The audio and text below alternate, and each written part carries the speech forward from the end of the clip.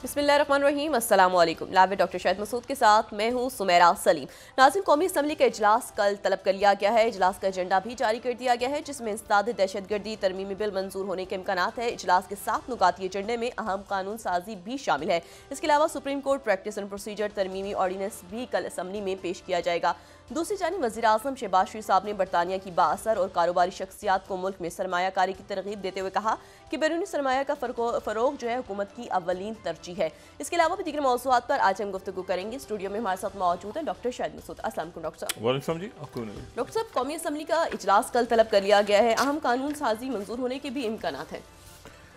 देखिए, ये जो अगले चंद रोज़ हैं जी, ये बड़े फैसला कौन है इस अंदाज में कि पाकिस्तान के अंदर के मामला किस रुख पे जा रहे हैं और पाकिस्तान से बाहर फिर खत्ते में और तमाम दुनिया में ये अगले चंद दिनों में बहुत बड़े फैसले होने जा रहे हैं।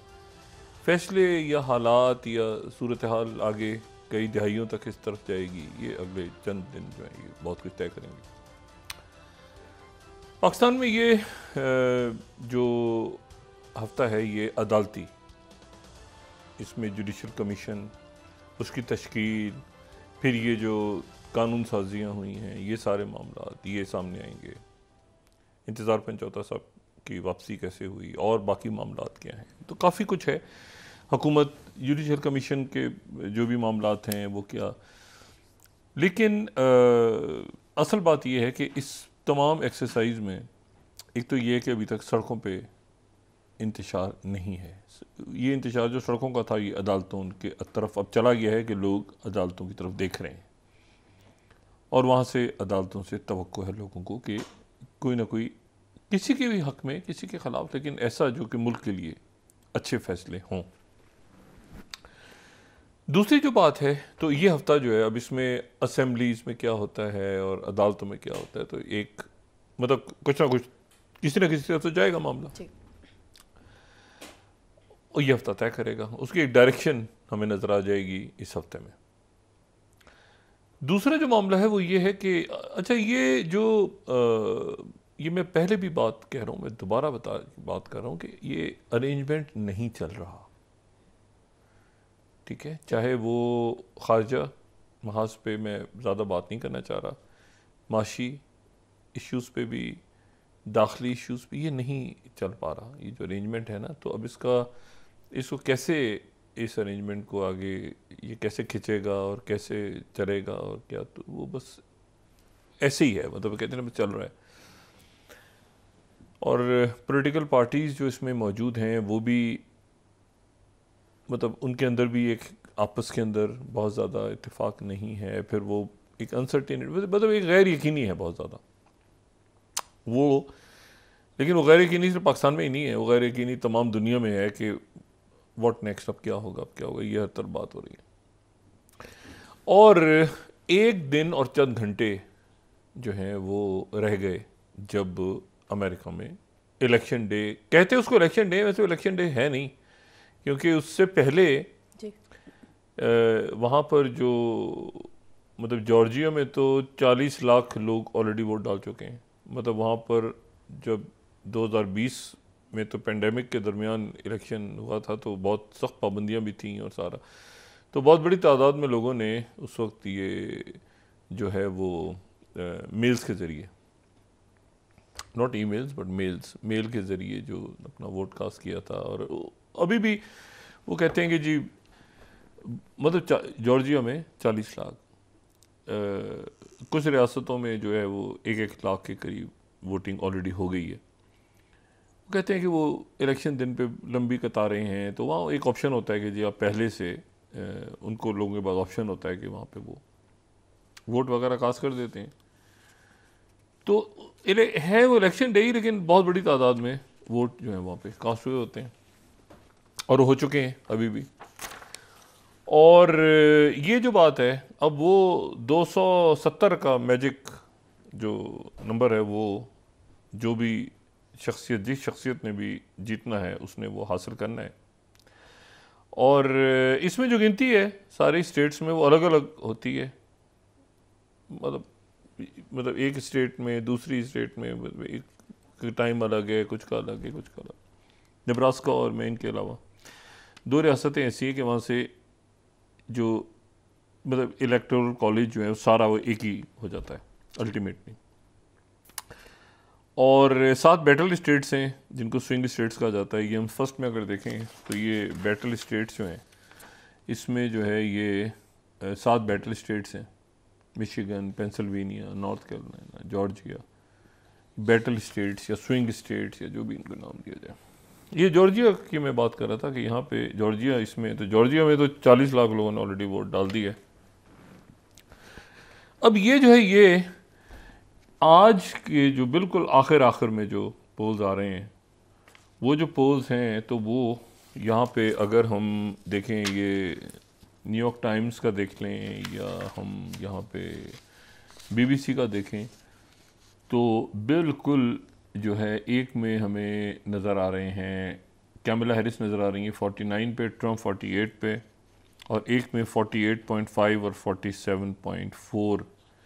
ये जो है ये आखिरी पोल्स हैं बिल्कुल। तो बिल्कुल ऐसा है कि वो इंतखाबात बिल्कुल करीब, ठीक है। ये मैं सिर्फ न्यूयॉर्क टाइम्स और यहाँ पे बीबीसी को कोट कर रहा हूँ, तकरीबन हर जगह ऐसा ही है। अगर आप इसको इंडिविजुअल रियासतों के लेवल पे चले जाएंगे तो वो कहीं आपको ट्रंप आगे नजर आएंगे। मतलब इस तरह से सूरत हाल बनी हुई है। और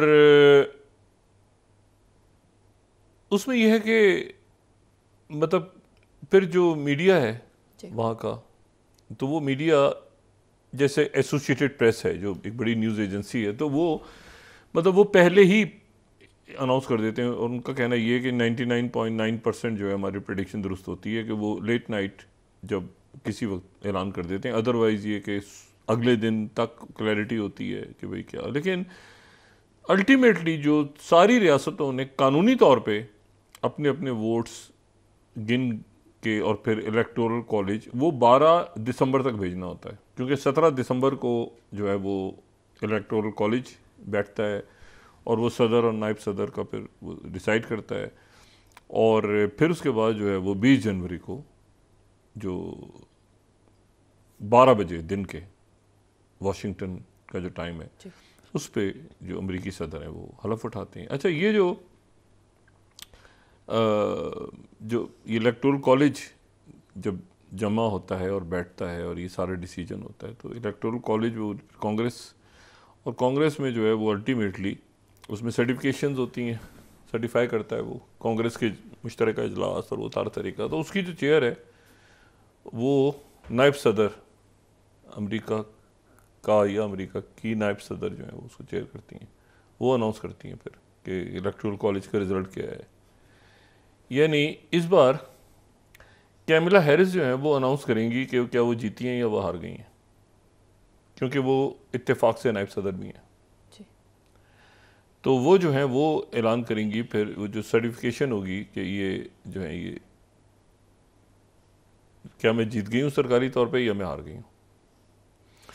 लेकिन ऐलान जो है वो पहले ही हो गया होता है। या तो ये है कि बिल्कुल लैंडस्लाइड हो ना, जैसे वो रेगन का हुआ था, तो बिल्कुल लैंडस्लाइड हो तो सामने। लेकिन यह है कि इसमें जो है वो अगर इस तरह का इलेक्शन हो रहा हो बिल्कुल, तो फिर इसमें बहुत फटे पड़ते हैं, मामला आगे भी जा सकते हैं। और जैसे एल गोर और 2000 में एल गोर और जो बुश जूनियर के दरमियान मामला हुआ या और मामलात हुए। अच्छा, पॉपुलर वोट, अवामी वोट में और सदर बनने में फ़र्क है। यानी पॉपुलर वोट किसी और के पास हो सकता है और अल्टीमेटली इलेक्टोरल कॉलेज जो है वो किसी मतलब वो एक बड़ा कॉम्प्लेक्स प्रोसेस है अमेरिका का जो यूनिक है। तो वहाँ पर पॉपुलर वोट अगर किसी को पड़ा है तो ज़रूरी नहीं कि वो जो है वो सदर भी बने, क्योंकि वो इलेक्टोरल कॉलेज जो है उसके मेंबर्स उधर से उधर चले गए, उधर से उधर चले गए, तो वो सारा जो है सिलसिला वो ऊपर नीचे हो जाता है। अच्छा, इसमें जो दूसरी बात है वो ये है कि अब हमारे सामने जो है वो इश्यूज़ वहाँ पे क्या डिस्कस हो रहे हैं। इश्यूज़, एक तो एबॉर्शन का इशू बड़ा इंपॉर्टेंट है वहाँ पे, वो लोकल उसमें वो डिस्कस हो रहा है। इमिग्रेशन डिस्कस हो रही है, इकॉनमी डिस्कस हो रही है, और उसके साथ ही जो है वो डेमोक्रेसी भी डिस्कस हो रही है अमेरिका में कि भाई डेमोक्रेटिक वैल्यूज़ और ये और वो सारा। लेकिन उससे कतई नज़र मैंने आपसे कहा था ना कि जो जहाँ पे है वो वहीं है। मतलब वो अगर कोई ट्रंप को चाह रहा है तो ट्रंप को चाह रहा है, और अगर वो कोई कैमला हैरिस से मुतासर है तो कैमला हैरिस से मुतासर है। वो बहुत ज़्यादा कुछ ऊपर नीचे लोगों की राय नहीं गई। दुनिया क्या चाह रही है? ज़ाहिर है प्रेसिडेंट पुतिन चाह रहे हैं कि ट्रंप आ जाए, जो गालिब इम्कान है। ट्रंप आ जाए तो ये पुतिन को सूट करता है। नेतन्याहू चाह रहे हैं कि ट्रंप आ जाए। प्रीमियर शी जिनपिंग जो है वो जाहिर नहीं करते, और मेरे नहीं ख्याल कि चाइना के ऊपर इससे कोई असर पड़ता है कि वहाँ पे कोई भी हो, वाइट हाउस को मकीन हो। चाइना एक लॉन्ग टर्म स्ट्रेटजी के साथ चल रहा है, तो चाइना के लिए ट्रंप हो या बाइडन हो, वो चाइना अपने हिसाब। लेकिन कुछ मुल्क ऐसे हैं जो बड़े खुल के हमें नज़र आ रहे हैं कि जी। और फिर उसके बाद जो है वो ये भी ज़हन में रखें कि ट्रंप जो है वो एंटी वॉर, यानी जंगों के ख़िलाफ़ बयानियाँ लेके चले हैं और चलते हैं, और उनका ये भी कहना है कि मैं जंगों के ख़िलाफ़ हूँ। तो वो एंटी वॉर हैं लेकिन प्रो वॉर प्रॉफिट की अहमियत भी समझते हैं। एंटी वॉर बयानिया है, ये जो मेरा तासुर है ट्रंप साहब के बारे में, गलत भी हो सकता है, बयानिया उनका एंटी वॉर है जी। लेकिन जो प्रो वॉर प्रॉफिटिंग है ना, फायदा, यानी मैं जंगों के खिलाफ हूं लेकिन तुम्हारे मुल्क ने अगर हमें पैसा नहीं दिया तो तुम्हारा मुल्क जो है वो दूसरा मुल्क उसे आ जाकर आके खा जाएगा, इसलिए हमें पैसा देते रहो, चाहे तुम ताइवान हो चाहे कोई मशरिक वस्ता का मुल्क हो। तो उनको ये अच्छी तरह पता है कि जो वॉर का प्रो वॉर प्रॉफिट है वो बहुत है। अच्छा, अब जैसे 2022 में Lockheed Martin 67.9 billion, Boeing 61.4 billion. अच्छा, उसके बाद जो है वो तो ये बिलियंस और ट्रिलियंस में जा रहा होता है। अच्छा, ग्लोबल मिलिट्री एक्सपेंसेस अगर हम 2022 के देखें तो यूनाइटेड स्टेट्स के जो हैं वो 778 बिलियन, चाइना के 252 बिलियन, इंडिया 67.4 बिलियन, रशिया 65.1। अच्छा, और उसके बाद फिर दूसरे मुल्क आते हैं, सऊदी अरेबिया, यूके वगैरह सारे। अब ये जो वॉर प्रॉफिटिंग है इसकी मैंने कैलकुलेशंस अभी देखी, तो जो आम सेल्स हैं सालाना, जो असला बिकता है, असला बिकेगा तो मतलब एंटी वॉर हो गए आप, तो फिर तो ये कंपनियां क्या ये बैंकरप्ट हो जाएंगी सारी। तो आम सेल्स जो हैं वो 400 से 600 बिलियन साल के तकरीबन आम सेल्स हैं। मिलिट्री जो कॉन्ट्रैक्ट अलग से प्राइवेट कॉन्ट्रैक्टर्स को 200 से 300 बिलियन, और रिसोर्सेज की एक्सप्लॉयटेशन वो 100 से 200 बिलियन एनुअली। और फिर उसमें ये बात ध्यान में रखें कि इसमें सिर्फ पैसा जो है वो ये बात बड़ी तल्ख है, लेकिन ये एक हकीकत है कि इसमें पैसा, जंगों में पैसा सिर्फ जो है वो जो असला बेच के नहीं बनाया जा रहा होता, बल्कि जो एड, ह्यूमैनिटेरियन एड की एजेंसीज होती हैं पूरी दुनिया में, वो भी इसमें पैसा बनाते हैं। उनके भी एम्प्लॉयज़ हैं ना, वो तनख्वाहें लेते हैं, वो सामान पहुंचाते हैं, वो ट्रक्स हायर करते हैं, वो डॉक्टर्स को पे करते हैं। मतलब वो ये जंगें जो हैं अल्टीमेटली ये बहुत ज़्यादा जहाँ तबाहकारी लेकर आती हैं वहाँ पर एक प्रॉफिट भी लेकर आती हैं। टेक्नोलॉजी तेज़ हो जाती है, डिमांड बढ़ जाती है कुछ ख़ास अशिया की, मतलब है कि मतलब प्रॉफिट।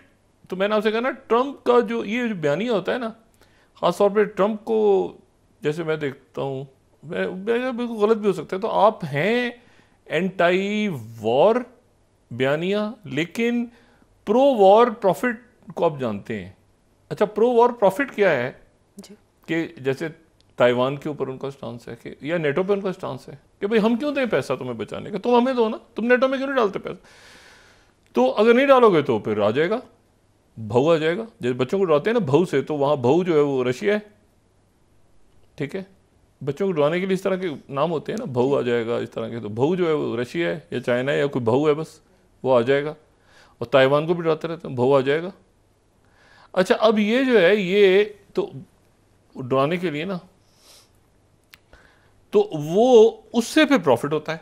अब ये देखें, ट्रंप जब आए थे, अच्छा नेतन्याहू तो ने तो प्रॉपर एक जगह का नाम गोलान हाइट्स पे, ट्रंप हाइट्स के नाम से उन्होंने पहाड़ी का नाम दिया हुआ है बाकायदा नेतन्याहू ने। नेतन्याहू इतना पसंद करता है क्योंकि ये तल अवीव से यरूशलेम और ये सारा जब, अच्छा अब जो है वो तो ये देखना ये है कि ये इसमें लोकल क्या होता है, लोकली क्या होता है। कैमला हैरिस तो एक्सेप्ट कर लेंगी अपनी शिकस्त, क्या ट्रंप करेंगे? ये बात हमने कल भी की थी डिस्कस कि क्या ट्रंप अपनी शिकस्त तस्लीम करेंगे। अच्छा ये बात ये हमने कल भी की थी कि उस वक्त ट्रंप जो है वो हेड कर रहे थे इंस्टीट्यूशंस को। इस दफ़ा ट्रंप हेड नहीं कर रहे, तो बाइडेन इंतज़ामिया के ऊपर जाता है कि वो किस तरह से, अगर ट्रंप हार जाते हैं तो किस तरह से वो एंडोर्स करवाते हैं उन फैसलों को। और ट्रंप जो है वो किस्मत के धनी है। उनके जो लोग हैं, जो मैंने कल भी बात की थी, वो लार्जर दैन लाइफ देखते हैं ट्रंप को। मतलब ट्रंप कोविड से भी बच गया। अच्छा आखिर में जाते जाते, मतलब पहले तो देखे ना केसेस से बच गया, मतलब इम्पीचमेंट ट्रंप नहीं हो सके, 2 दफ़ा इम्पीचमेंट कोशिश हुई, स्कैंडल्स बन गई है, और आखिर में 2 दफ़ा कातलाना हमला हुआ, उससे भी बच गया। तो मतलब वो हर दफ़ा जो कातलाना हमला भी होता है ना, तो या कोई स्कैंडल आता है, मतलब ट्रंप साहब की खूबी ये है कि उनका जब भी कोई स्कैंडल आता है तो उनका वोट बैंक बढ़ जाता है। उस स्कैंडल के नतीजे में उनका वोट बैंक बढ़ जाता है, क्योंकि वो ये बात करते हैं कि ये जो सारा कुछ हो रहा है, ये साजिश, ये सारा धांधली, ये सारा जो सिस्टम अरेंजमेंट रिग्ड, ये वो सारा। और अब तो उन्होंने ये कहा है कि मैं आ गया तो मैं ये जिन लोगों ने चीट किया उनको मैं कैफरे किरदार तक मचाऊंगा, जिन्होंने पूरे सिस्टम को रिग किया हुआ है। अच्छा ट्रंप की फिर ये कि बहुत सी लोगों की दुकानें बंद होती हैं ना ट्रंप के आने से।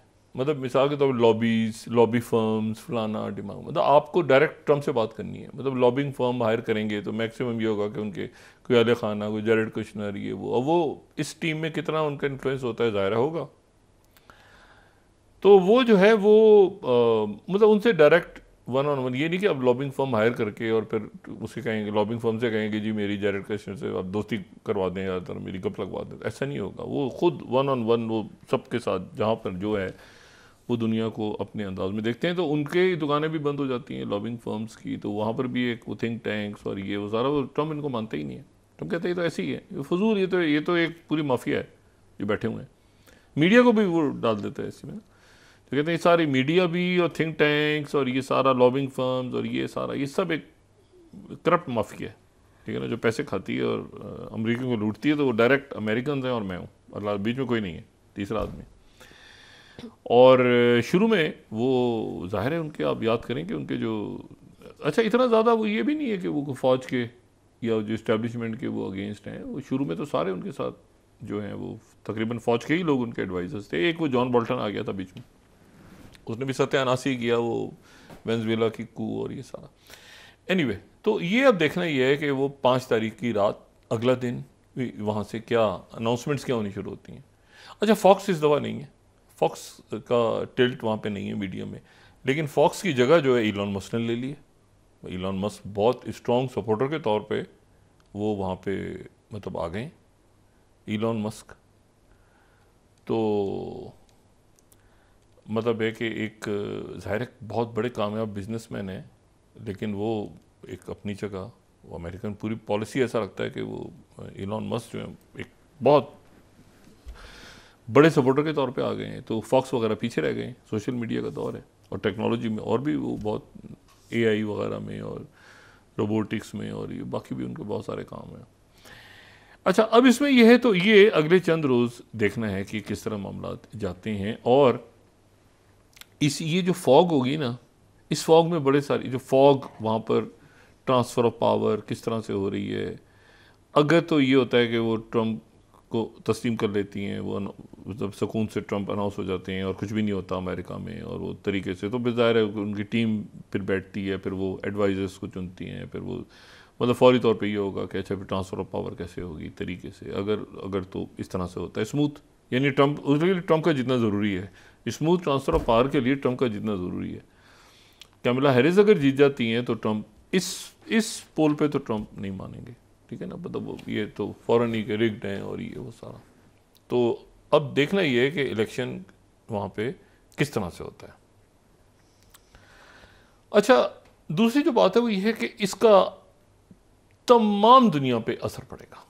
तमाम दुनिया पर असर पड़ेगा इसलिए क्योंकि जब, अच्छा मैंने आपसे कहा ना ये वॉर प्रॉफिटिंग, ये बड़ी इंपॉर्टेंट, और वॉर का आप कितने ही आप हो ना कि जंगें नहीं चली मेरे दौर में, ये नहीं हुआ, छिड़े वो नहीं, वो जंगें छिड़ी तो किसी और सेंस में जाएगा, और अगर जंग नहीं छिड़ी तो फिर वो जो है वो फिर यानी एंटी वॉर, यानी या तो मतलब वो मतलब बयानिए में अगर आप उसकी जो प्रॉफिटिंग है ना, फिर वो प्रॉफिटिंग कैलकुलेट करते हैं आप। तो ट्रम्प ये खूबी है उनकी कि फिर वो बताते हैं कि भाई एक मिनट, अगर हम आपको यहाँ पे सिक्योरिटी प्रोवाइड कर रहे हैं तो सिक्योरिटी के लिए आपको इतने जहाज़ खरीदने होंगे, इतना आपको जंग नहीं छिड़ेगी लेकिन आपको इतने बिलियन के जहाज़, आपको रडार सिस्टम, ये जब आए थे, अब याद करें ना जब सऊदी अरबिया आए तो इन्होंने फ़ौरन तौर पे इतने बिलियन डॉलर्स की आपके सारा,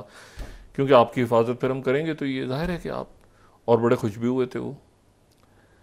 तो वो बड़ा सा वो एक जो उन्होंने वो दुनिया का वो जो ग्लोब सा लगा के, वो जो तस्वीर भी उस वक्त आई थी, ट्रम्प खड़े हैं, सारे लोग खड़े हैं, वो जनाब बड़ा सा एक उसमें लगा के वो बड़े स्टाइल के साथ उन्होंने कि भाई हम आपको डिफेंड करेंगे लेकिन उसकी एक कीमत होगी, पैसा होगा उसका। तो एंटी वॉर है लेकिन मैंने कहा ना उसकी प्रॉफिटिंग जो है ना वो पूरी हिसाब किताब, पूरा नुकसान नहीं होना चाहिए। अब जैसे ताइवान डरा हुआ है कि भाई वो कहते हैं ये टीएमसी, ये सारी जो चिप्स हैं ये तो काम सारा हम कर रहे हैं और ताइवान पे डिपेंडेंट है, ताइवान पैसे नहीं देता, पैसे ताइवान क्यों कमा रहा है? हालांकि ताइवान ने वहाँ पर भी अपनी फैक्ट्रीज वगैरह शिफ्ट की हैं, मगर वो ट्रम्प अभी उनको और खींचेगा। अच्छा, अब इसमें जो है दूसरी, अच्छा फिर नेतन्याहू का ये ख्याल है, क्योंकि B-52 बॉम्बर्स पहुँचे हुए हैं मिडल ईस्ट में, बाकायदा प्रॉपर पहुँच गए हैं दोबारा, तो नेतन्याहू का ये है कि जो है वो ईरान एक स्ट्राइक करेगा, और ईरान स्ट्राइक करेगा तो यहाँ से जवाब होगा, और ईरान के ऊपर नेतन्याहू स्ट्राइक उस वक्त इसराइल हमला करने का सोचेगा, क्योंकि ट्रम्प बार बार कह चुके हैं कि इनकी न्यूक्लियर साइट्स को या इनकी मिलिट्री इंस्टॉलेशंस को आप क्यों नहीं बनाते, ये कहाँ पे हमला करे। तो नेतन्याहू ये देख रहा है कि वहाँ से क्या मैसेजिंग होती है मेरे पास। और अमेरिकन हिस्ट्री में सबसे ज़्यादा यानी प्रो इसराइल जो है प्रेसिडेंट, वो नेतन्याहू वो ट्रम्प को ही कहते हैं।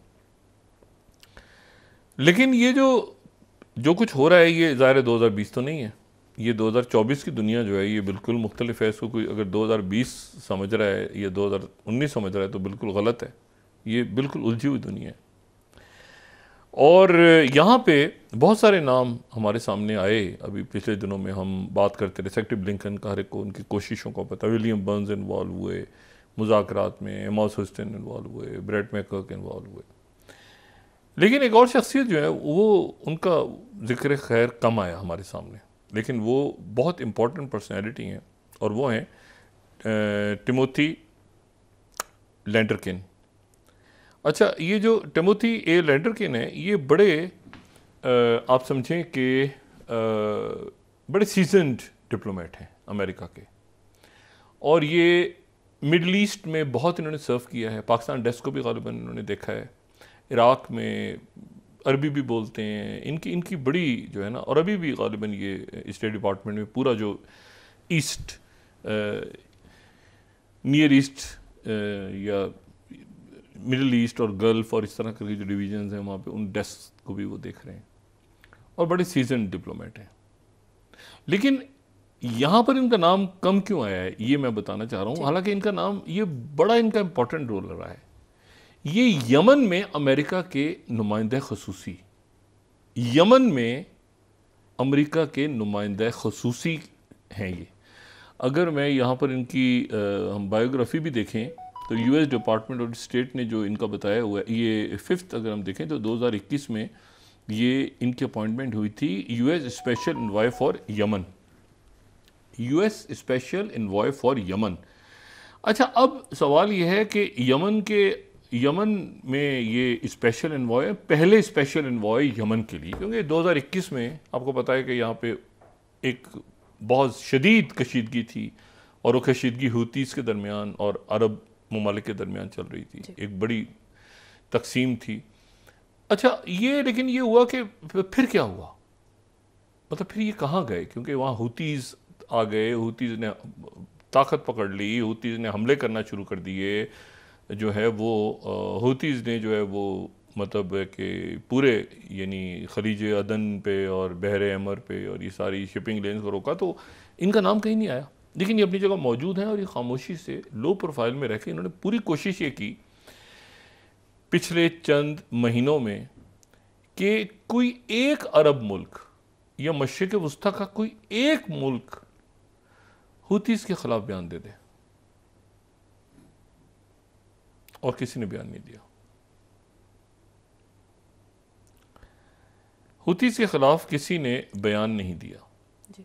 किसी एक मुल्क ने भी, हमले हूतीज़ के हो रहे थे, हूतीज़ के खिलाफ किसी ने कोई बयान नहीं दिया। मतलब बस सब एक बात करते रहे कि जी, मतलब इवन कुछ ख़ास जिक्र भी नहीं किसी ने, अगर आप गौर करें तो किसी अरब मुल्क का कोई स्टेटमेंट हूतीज़ के बारे में है ही नहीं। उनका स्टेटमेंट है कि गज़ा, फ़लस्तीन, मुज़ाकरात होने चाहिए, 2 स्टेट सोल्यूशन। हूतीज़ के ऊपर किसी अरब मुल्क ने कोई बात ही नहीं की। तो ये अब एक बड़ी अजीब सी सूरत हाल बनी कि अरब मुल्क ने किसी ने बात नहीं की, और ये जो है वो यहाँ पर अगर आप याद करें तो ये 20 मुल्कों की कोलिजन भी बनी थी, और वो 20 मुल्कों की जो कोलिजन है वो बनी थी जब शुरू में जब ये हूतीज़ का अटैक हुआ, तो एक यहाँ पे पूरा एक बना था कि जी ये ऑपरेशन प्रॉस्पेरिटी गार्डियन के नाम से, कि जी उसमें 20 मुल्क होंगे, अमेरिका के अलाइज कम थे लेकिन इस खत्ते के मुल्क ज़्यादा थे उसमें, और उसमें ये था कि वो ज्वाइन करेंगे और वो ज्वाइन करके यहाँ पे यकीनी बनाएंगे। ये प्रॉपर एक फोर्स का ऐलान हुआ था, ये लोगों को याद होगा, ये पूरी प्रॉपर एक फोर्स का ऐलान हुआ था। अच्छा, वो 20 के जो 20 मुल्क हैं प्रॉस्पेरिटी गार्डियन वाले, जिनका नाम ये जिनका भी हम दिखा भी रहे थे कि इसमें इन मुल्कों के नामों का ऐलान हुआ था, तो इनमें से तो कोई भी मुल्क जो है वो एक हद तक गया, उसके बाद वो सिक्योर किया, मगर वो ये इसकी कोई कमांड या इसका कोई स्ट्रक्चर तो नहीं आया सामने कि भाई इसको कौन लीड कर रहा है, कौन से। हाँ, ऐसा हुआ कि एक जहाज़ फंस गया है तो उसने दूसरे को कॉल की, उन्होंने जाके अमले को बचाया। और ऐसे मुल्क जो मतलब जिनके कोई सफारती ताल्लुकात वगैरह बहुत अच्छे भी नहीं थे, कई मरतबे इंडिया ने पाकिस्तान ने जो है वो किसी खलीजी मुल्क को, किसी ने बरतानिया को, किसी ने अमेरिका ने इंडिया को, मतलब ताकि यहाँ पे अमले को बचाया जा सके। तो वो एक इशू बहुत बड़ा है। और हालिया दिनों में अब ये खबरें आ रही हैं कि सबसे ज़्यादा अगर इन्होंने कोशिश की अरब मुल्कों के, इनसे भी पूछा जा रहा है ना कि आप किधर थे, आप यमन में थे तो आपने क्या रोल प्ले किया। तो इनके बारे में अब ये इतलात हैं कि इन्होंने पूरी कोशिश की और एक अरब मुल्क से ये, और सबसे ज़्यादा कोशिश जो है वो हुई इजिप्ट के ऊपर, प्रेशर इजिप्ट पे आया कि आप हूतीज़ के अगेंस्ट बयान दें, क्योंकि हूतीज़ की वजह से आपकी जो ये स्विस पूरा बंद पड़ा हुआ है। लेकिन वो उनकी तरफ से जो है वो किसी किस्म का कोई इजिप्ट ने उसका वो प्रेशर लेने से इनकार कर दिया। इजिप्ट ने, उन्होंने कहा कि नहीं, हम स्टेटमेंट नहीं देंगे। और बाकी जो अरब रियासतें हैं, अरब रियासतों ने भी इस पूरे अरसे में, ये बड़ी एक यानी इंटरेस्टिंग बात है कि अरब रियासतों ने इस मरहले पे इन तमाम दिनों में हूतीज़ के अगेंस्ट प्रेशर को लेने से इनकार कर दिया और स्टेटमेंट भी नहीं दी। और ये जो है ये एक मेरे ख़्याल से आने वाले दिनों के अंदर ये बहुत बड़ा इशू उठेगा कि भाई आपने जो है वो ये क्या परफॉर्म की। यमन के अंदर कोई अमेरिका के नुमाइंदे खसूसी भी थे, वो रहते कहाँ थे? यमन में रहते थे। कहाँ रहते थे? यमन के साथ तो प्रॉपर अटैक यानी असॉल्ट अमेरिका के साथ बाकायदा होती है। यमन की जंग हुई है प्रॉपर, उन्होंने जहाज़ों पे अटैक किया है, उन्होंने आगे से B-52 बॉम्बर्स से अटैक किया है। तो यमन और अमेरिका एक डायरेक्ट कॉन्फ्लिक्ट में, मतलब ये कॉन्फ्लिक्ट जो है ये गज़ा और अमेरिका का नहीं है, ना ये लेबनान और अमेरिका का है, ये हूतीज़ और अमेरिका का फड्डा पड़ा हुआ है, डायरेक्ट फड्डा है। ये बड़ी अजीब सी। तो इसमें वो नुमाइंदा खसूसी या क्या मामला थे, वो भी एक सवाल है कि भाई क्या बना उनका। तो आप ज़रा वक्फा लें। उधर जो है वो अमेरिका, जापान और साउथ कोरिया, उन्होंने आज भरपूर फौजी मशकें की हैं नॉर्थ कोरिया को मैसेज देने के लिए कि अगर आपका अलायंस यहाँ पे रशिया के साथ बना हुआ है तो यहाँ पे हम भी मौजूद हैं। और जरा वक्फा लें, उसके बाद बात करते हैं। जी नाज़रीन, वापस आते हैं एक छोटे से ब्रेक के बाद।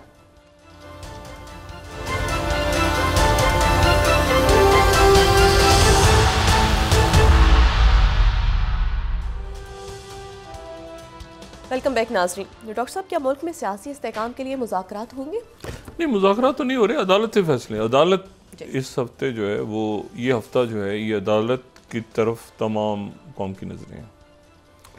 और एक जो क्योंकि सड़कों पे तो फैसले होने का मतलब ये है कि एक अफरा तफरी और हिजान और दहशत गर्दी और बेचैनी और उसमें तो घिराव जलाओ और आपके मतलब वो तो एक अजीब सा, तो भी फैसले होंगे वो अदालत से होंगे। और अदालत के जो फैसले हैं वो ज़ाहिर है कि उन पे अमल करना, चाहे वो किसी के फेवर में हो या किसी के अगेंस्ट हो, वो रियासती अदारे उस पर इंश्योर करवाएंगे कि ये, और ये अभी तय हो जाएगा अगले चंद दिनों में। ये हफ्ता अहम है, इसलिए मैंने कहा ना पाकिस्तान ने आगे एक बेहतरी की तरफ ही जाना है, यकीनन तो अदालतों के ज़रिए ही होगा सारा। अब उसमें मुज़ाकरात होंगे, क्या होंगे, ये एक फ़रोई बात है। अदालतों के फैसले, बेंचेस कैसे बनेंगे, आइनी बेंच कैसे होगा, या अफरीदी साहब की पोजीशनिंग कैसे होगी अदालतों में। एक तो मैंने कहा ना सबसे अच्छा हुआ कि फुल कोर्ट बैठ गया और सारे जज साहिबान बैठे, तो ये अदालतों के फैसले इंपॉर्टेंट हैं। दूसरी जो बात है वो ये है कि ये जो मैंने अभी बात की ना, उस बात को मुकम्मल करूँ कि ये जो जंगें होती हैं, जंगें हैं ना, उसमें सबका जहन जाता है असलहा साज फैक्ट्रीज़ की तरफ कि जी उनको बड़ा फ़ायदा हो रहा है और वेपन्स बड़े बिक रहे हैं और जंगी जहाज़ बड़े ख़रीदे जा रहे हैं। लेकिन बदकिस्मती से जो मैंने दूसरी बात की ना कि इसमें जो एड ऑर्गेनाइजेशंस हैं वो भी बड़ा प्रॉफिट, उनको भी, वो भी जंगों से बहुत कमाते हैं पैसा। और उसमें जो है जंगों, मतलब जंगों का एक अपना बिजनेस है, बदकिस्मती अपना बिजनेस है, और उसमें बहुत बड़ा पैसा करप्शन की नज़र हो जाता है।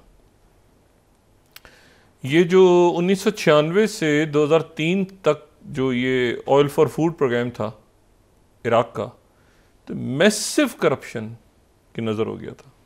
इसी तरह से अफ़गानिस्तान आने वाली जो एड है उसमें कोई 200 मिलियन या उससे भी ज़्यादा की तो बिल्कुल, मतलब वो तो पेपर्स ऑन रिकॉर्ड है करप्शन कि पैसा खाया गया।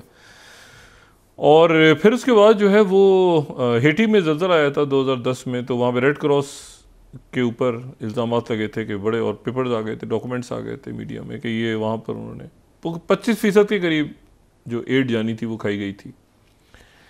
अच्छा, फिर ये होता है कि रिकन्स्ट्रक्शन, मतलब ठेके, बदकिस्मती, लेकिन अब देखें ना गज़ा में कितनी तबाही है, कितना इंसानों का खून बह गया वहाँ पे। लेकिन अब उसका एक रिकन्स्ट्रक्शन प्लान भी तो कहीं तैयार हो रहा होगा ना, और अगर हो रहा होगा तो उस पर आज जैसे कि अभी हमास और फतह के जो नुमाइंदे हैं वो बैठे हुए हैं, वो मौजूद हैं मिस्र में, आज खलील हया और बाकी शख्सियात मौजूद हैं, और वो वहाँ पर ये पोस्ट वॉर, वो यानी वो एक तरफ तो जंगें तेज़ हैं, अभी भी आज भी बहुत से लोग शहीद हुए हैं गज़ा में, उधर लेबनान पे सब वो सारा चल रहा है, लेकिन पोस्ट वॉर के इसके बाद आगे व्हाट नेक्स्ट। तो कोई पुल बनाएगा, कोई स्कूल बनाएगा, कोई मतलब किसी को जो है वो सड़कें बनानी होंगी, किसी को ये होगा, तो वो एक रिकन्स्ट्रक्शन वाला जो फेज़ होता है ना। और मैं आपको सिर्फ ये बताऊं कि जो एड होती है ना, वैसे भी ह्यूमैनिटेरियन एड में थोड़ी सी बात करके निकलता हूँ, उसमें कोई 20 से 30% तो एडमिनिस्ट्रेटिव कॉस्ट पे खर्च हो जाता है, लोगों तो कम पहुँचते हैं। यानी ऐसा नहीं है कि अगर जो है वो किसी ने 5,000 रुपये डोनेट कर दिए हैं तो वो 5,000 रुपये के 5,000 रुपये ही आगे पहुँचेंगे। वो 5,000 रुपयों में से तकरीबन 20% जो है वो 20 से 30% तो एडमिनिस्ट्रेटिव खर्चे होते हैं ना, कि आपने लोग कौन से रखे हुए हैं, पेमेंट्स कैसे होनी है, ट्रक जाएंगे, वो पेट्रोल डलेगा, ये होगा वो होगा, तो आखिर में जाते जाते जो है वो कोई 20 से 30% तक पैसा जो है वो पहुंचता है उन लोगों को जिनको ज़रूरत होती है। बाकी दरमियान में एडमिनिस्ट्रेटिव और लॉजिस्टिक्स और करप्शन अच्छा, फिर इंडस्ट्रीज गुनू करती हैं बहुत सारी, पानी, खाना, ठीक है ना, मतलब है कि फार्मास्यूटिकल, ये प्राइवेट कॉन्ट्रैक्टर्स। तो ये जंगों के नतीजे में प्रॉफिट जो है वो सिर्फ प्रॉफिट वेपन में नहीं होता, प्रॉफिट और बड़े सारे कामों में होता है। अच्छा, एनीवे, दवाइयाँ, तो ये जो है ये अब मिसाल के तौर पे ऊपर से जहाज़ों से फेंकना है गज़ा में खाना, तो ख़ास तरह का उसमें कौन से खाने होंगे, कैसे तैयार होंगे, वो तो बड़े अच्छी एक NGO वहाँ पे उन्होंने काम सारा किया। लेकिन बहरहाल मतलब है कि उसको फिर ये होता है ना कि मैंने कहा उसमें भी वो भी एक प्रॉफिटिंग का काम है। उनका काम चल नहीं सकता जब तक वो ये एडमिनिस्ट्रेटिव कॉस्ट पूरी ना करें।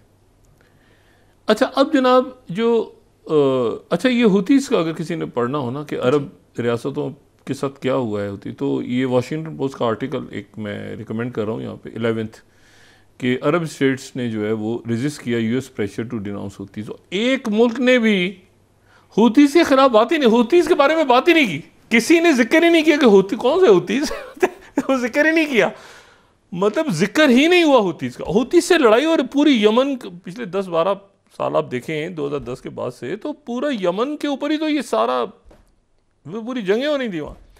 किसी अरब मुल्क ने नाम ही नहीं लिया हुतीज़ का वो कह रहे हैं कि जी हमारे आवाज़, ये वाशिंगटन पोस्ट का आर्टिकल पढ़ें, वो कहते हैं Arab states resist US pressure to denounce Houthis, और फिर नीचे वो जिक्र है कि सबसे एक मुल्क से जाके बात होती रही कि भाई आप हुतीज़ का नाम तो ले दें किसी जगह। उन्होंने कहा खबरें चला रहे हैं ना, हमारा मीडिया चला रहा है, बयान नहीं देंगे हुतीज़ के बारे में। तो ये एक अजीब मामला हुआ है। अच्छा, उधर जो है वो अगर ये हम देखें, ये जो 12th आज मैं कोट कर रहा हूँ चाइना का मीडिया जो, तो वो साउथ कोरिया, US और जापानीज़ एयरफोर्स ने इन्होंने एयर ड्रिल्स की हैं, बड़ी एयर ड्रिल्स की हैं, ठीक है ना। यूरो न्यूज़ ऐसे कह रहा है कि long range bombers with South Korea and Japan response to North Korea missile test.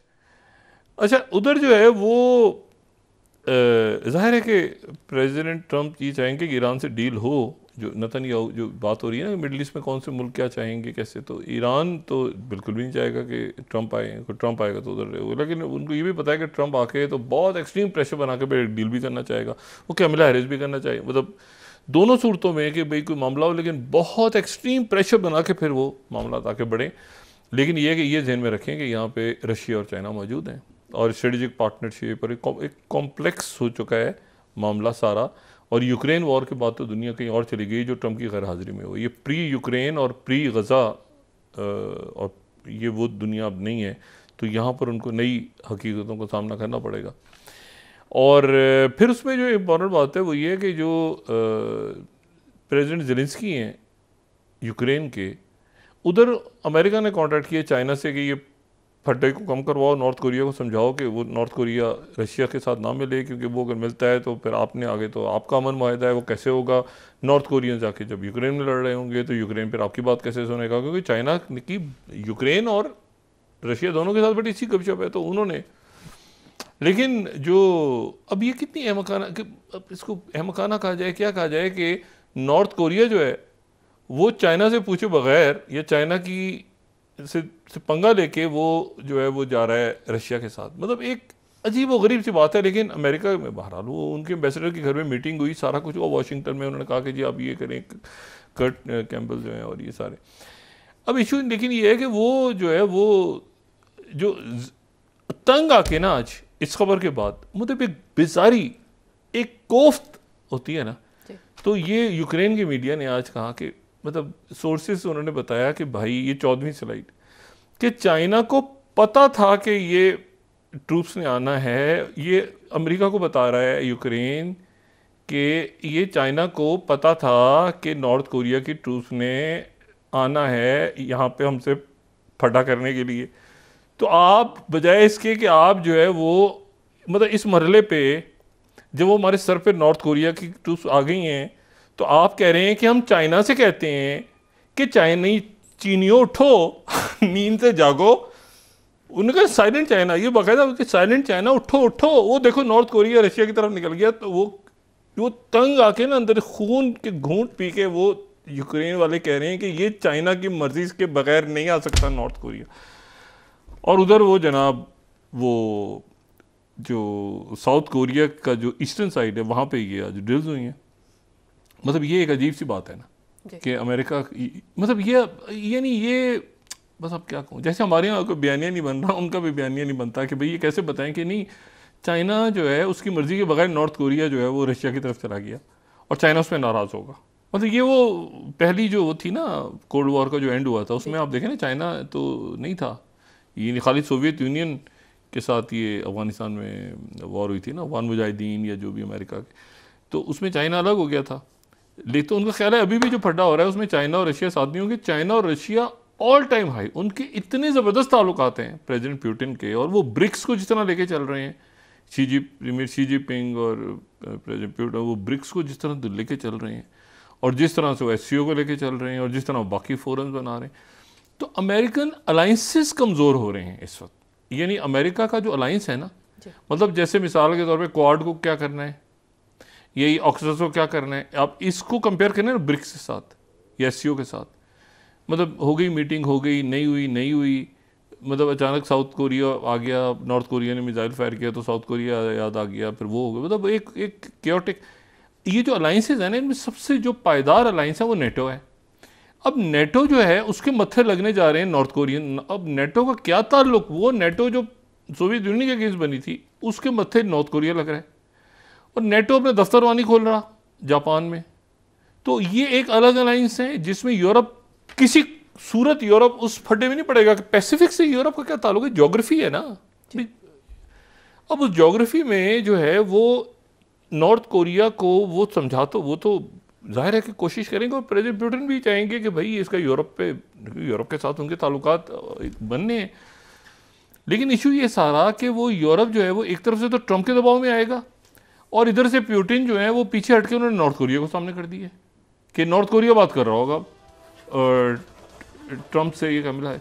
तो ये बड़ी पेचीदा दुनिया, और यहीं इन्हीं दिनों में जहाँ ये सारी चीज़ें डिस्कस हो रही होंगी तो वहाँ डिस्कस हो रहा होगा कि क्या ये सीज फायर होता है या ये fog of transfer of power, एक धुंध है ना दरमियान में कि भाई अभी वो क्रिसमस की छुट्टियाँ भी आ रही हैं, फिर न्यू ईयर भी आ रहा है, फिर ये भी है, फिर वो भी है, फिर वो, और जंगें हो रही हैं और फटीक में भी हैं लोग। ठीक है, पाकिस्तान में भी फटीक है, लोग फटीक में आए हुए ना, बेचैनी कि क्या होगा, कैसे होगा, इकॉनमी जो है अनसर्टन है। तो ये अब देखना ये है कि ये पाकिस्तान इस हफ्ते अगले चंद दिनों में किस तरफ जाता है। कल से कौमी असम्बली का इजलास और उसमें फिर अदालतें, और उसमें ये एक दिन और चंद घंटों के बाद जो है वो अमरीकी इलेक्शंस, और उसके साथ ही ये तमाम फ्रंट्स खुल रहे हैं, और वो फ्रंट्स खुलते जा रहे हैं। कोई फ्रंट बंद नहीं हुआ, बल्कि एक बहुत पेचीदा दुनिया, और उसके सामने अमेरिकन इलेक्शन ऐसा जिसमें ट्रंप कह रहे हैं कि मैं तो जीत चुका हूँ, बस ऐलान करेगी कैमला हैरिस। जी बहुत शुक्रिया डॉक्टर साहब। नाज़रीन के साथ आज का प्रोग्राम अपने इख्तिताम को पहुंचा। मुझे सुमेरा सलीम को इजाज़त दीजिए। अल्लाह देंगे बाद जी डॉक्टर साहब। अपना दोस्तों रिश्तेदारों को नवा के लूँगा। सब ख्याल रखिएगा। अल्लाह हाफिज़।